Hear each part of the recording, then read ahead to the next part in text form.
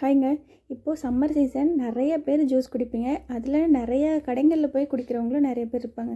அதில் பிளாக் கலரில் ஏதோ ஒன்று போட்டு கொடுப்பாங்க. அது என்னன்னு கேட்டால் சப்ஜா சீட்ஸ்ன்னு சொல்லுவாங்க.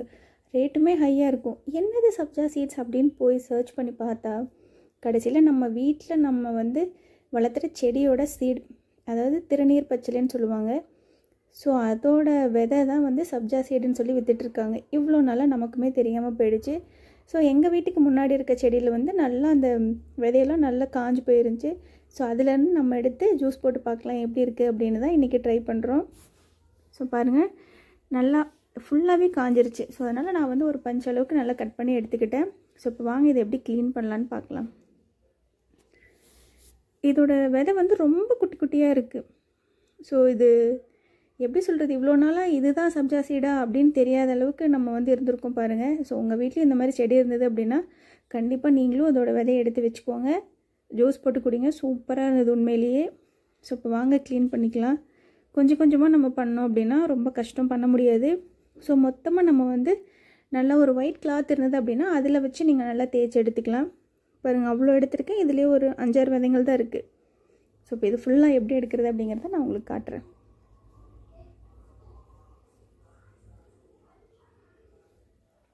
இந்த மாதிரி 2 கை வச்சு நல்லா அழுத்தி விட்டிங்க அப்படின்னா அதில் இருக்க விதை எல்லாமே நல்லா கீழே கொட்டிடும். ஸோ அதுக்கப்புறமா அதில் இருக்க டஸ்ட்டு, அந்த குட்டி குட்டியாக சின்ன சின்ன பார்ட்ஸாக இருக்கும். ஸோ அது எல்லாத்தையுமே நல்லா புடச்சி எடுத்துருங்க. ஸோ கம்ப்ளீட்டாக எடுத்துருங்க. இந்த ப்ராசஸ் கண்டிப்பாக ஒரு 1/2 hour அது ஆகும். ஏன்னா ஃபுல்லாக க்ளீன் பண்ணி அதுக்குள்ளே இருந்து அந்த விதையை வெளியில் எடுக்கிறது கொஞ்சம் பெரிய ப்ராசஸாக தான் இருக்குது. ஸோ நல்லா தேய்ச்சி எடுத்துகிட்டு அதுக்கப்புறமா தான் நம்ம அது ரொம்ப வெயிட்லெஸ்ஸாகவும் இருக்குது. ஸோ நம்ம காற்றுல வச்சு அந்தளவுக்கு ரொம்ப வெயிட்லெஸ்ஸாக தான் இருக்குது. அதனால் நம்ம கேர்ஃபுல்லாக தான் எடுக்கணும். ஸோ நீங்கள் முறை இருந்தது அப்படின்னா அதில் வச்சு நல்லா புடச்சி எடுத்தீங்க அப்படின்னா சூப்பராக வந்துடும். பாருங்கள், நான் எவ்வளோ அந்த விதைங்களில் ஏதோ அந்த குச்சியெல்லாம் எடுத்துகிட்டு வந்தேன். அதுலேருந்து நம்மளுக்கு ரொம்ப கம்மியாக தான் கிடச்சிருக்கு. இதை கம்ப்ளீட்டாக தூசி இல்லாமல் நல்லா பொறுமையாக உட்காந்து தான் எடுக்க முடியும். ஸோ நான் ஃபுல்லாக எடுத்துகிட்டு உங்களுக்கு க்ளீன் பண்ணிவிட்டு காட்டுறேன்.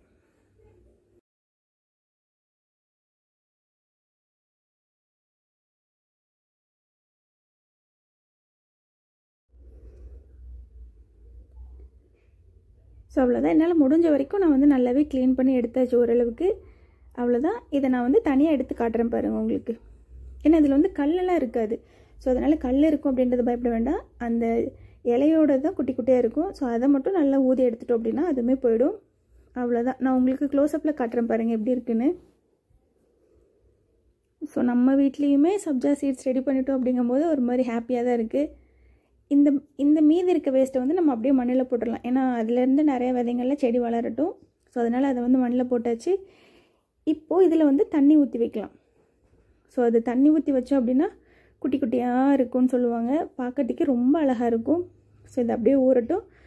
ஒரு 10 நிமிஷம் ஊறினதுக்கப்புறமா நம்ம பார்க்கலாம். ஆல்ரெடி நான் ஜூஸ் ரெடி பண்ணி வச்சுருக்கேன். ஸோ அது கூட இந்த சப்ஜா சீடை மிக்ஸ் பண்ணி குடிச்சு பார்க்கலாம்.